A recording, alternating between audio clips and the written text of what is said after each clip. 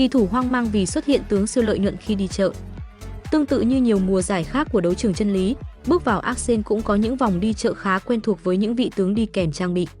Thông thường, đây được coi như một giai đoạn thu thập trang bị khá công bằng, bởi người chơi ít máu sẽ được nhặt trước còn nhiều máu sẽ nhặt sau, và hầu hết trang bị đều có giá trị tương đương là thành phần hoặc hoàn chỉnh.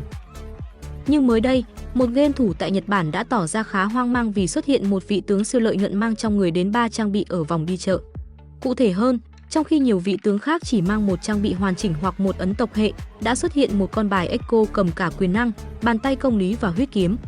Và để xác nhận lại trường hợp này, đây không phải lỗi hình ảnh vì người chơi nhặt về có thể sử dụng cả 3 trang bị một cách bình thường. Điều này khiến cho không ít game thủ ngỡ ngàng và tò mò về tính năng mới này của đấu trường chân lý. Hiện tại, đang có khá nhiều game thủ lo lắng tình huống này có thể xuất hiện trong trận đấu xếp hạng của mình và làm ảnh hưởng nặng đến lợi thế trong lobby.